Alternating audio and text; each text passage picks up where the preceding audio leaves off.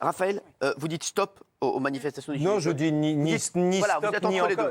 Non, je dis ni stop ni encore, mais je crois que le truc est mort. Je crois que d'ailleurs, c'est assez bizarre. Finkielkraut a tué Nuit debout par sa seule présence, comme il a tué d'une certaine manière les Gilets jaunes en révélant quelque chose qui n'aurait pas dû être. Enfin, comment dire, sa seule présence a provoqué quelque chose de tellement explosif. L'antisémitisme, j'entends Jérôme Rodriguez qui condamne l'antisémitisme, c'est très important de le faire, de le dire. Cette histoire est aussi l'occasion pour tout le monde de rappeler à quel point on le condamne. Mais l'antisémitisme, c'est pas simplement la haine des Juifs, c'est ça que je veux dire. L'antisémitisme, c'est un système d'explication du monde, c'est un système d'explication global qui repose sur le sentiment que les Juifs possèdent ou posséderaient le pouvoir dont les autres seraient dépourvus. Le fond de commerce de l'antisémitisme, c'est le sentiment que les Juifs sont des nantis, des cancrelats, sournois, qui possèdent un pouvoir dont les autres sont dépossédés.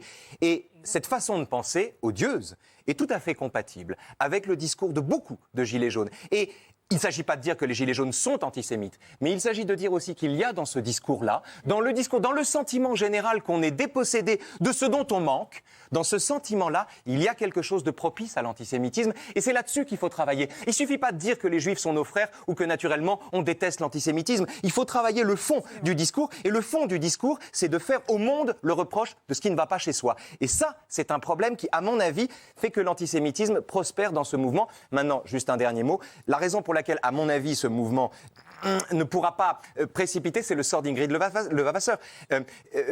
C'est un mouvement qui, au départ, et c'est sa noblesse d'ailleurs, refuse toute forme de représentation. De Jacqueline Moreau aussi. Et Jacqueline Moreau refuse toute forme de représentation, de sorte qu'à chaque fois qu'il y a un représentant, quelqu'un qui sort un peu du lot, immédiatement il se fait abattre par les autres ou rappeler à l'ordre.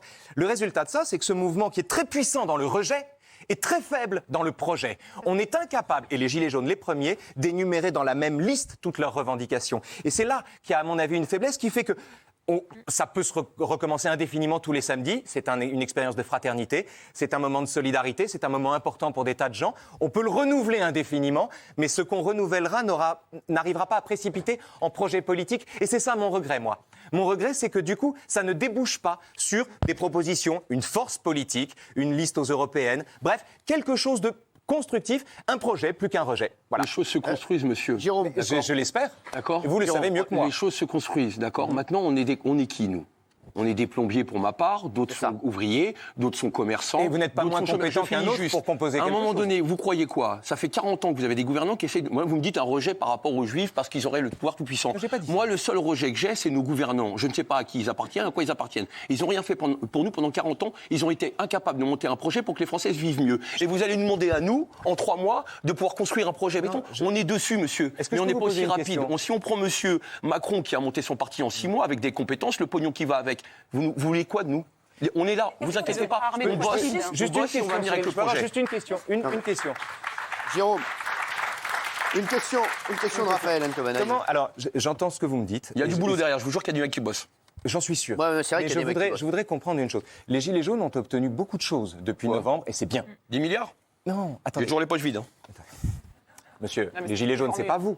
Les Gilets jaunes ont obtenu beaucoup de choses, plus que tout mouvement syndical au XXe siècle en vérité. Si on liste les choses entre le SMIC, les indemnités kilométriques, le gaz, l'électricité, il y a eu beaucoup d'obtentions, beaucoup de conquêtes. Il y a eu des choses, mais on ne peut pas. On a suspendu des taxes. Pas jouer sur les mots quand on Attendez, laissez-moi finir. Le respect c'est réciproque, s'il vous plaît. Laissez-moi finir. Je vous ai laissé finir. Laissez-moi finir. Donc, les Gilets jaunes ont obtenu beaucoup de choses. Ils ont obtenu beaucoup de choses, pas assez, mais ils ont obtenu beaucoup de choses. Ce qui m'étonne. Mais je voudrais finir. Non, mais les mots sont importants. Mais je voudrais finir quand même. C'est important. Le respect, c'est réciproque. Je voudrais finir. Vous avez obtenu beaucoup de choses. Et ces choses-là, il est heureux que vous les ayez obtenues. Reste que...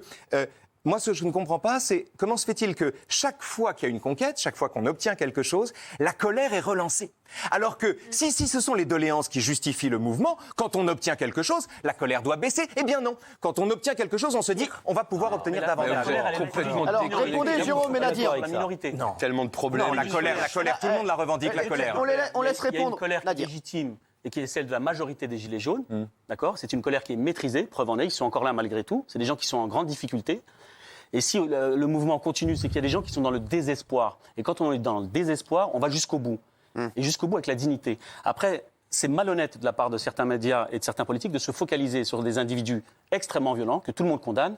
C'est comme pour les matchs de foot, c'est comme pour dans d'autres sphères où vous avez de la violence, mais on ne se focalise pas là-dessus. À un moment donné, il faut passer outre, il faut aller sur le fond des problèmes. Le fond des problèmes, c'est qu'il y a beaucoup de Français qui souffrent. Il y a des Français qui souffrent parce qu'ils n'ont pas de travail, et vous avez également des Français qui sont travailleurs et qui sont également dans la misère. C'est vrai. À ça s'ajoutent aussi des migrants que vous trouvez dans nos rues, des Français qui sont dans nos rues. Tout ça, c'est le millefeuille français. Donc à un moment donné, il va falloir décaper. Et est-ce qu'il ne faut pas partir pour mieux repartir? Est-ce qu'il ne faut pas partir maintenant, quitter un peu le terrain pour mieux repartir? Je pense qu'il faut avoir un discours apaisé. manifester. Je pense qu'il faut un discours apaisé, un discours constructif honnête. surtout. Mais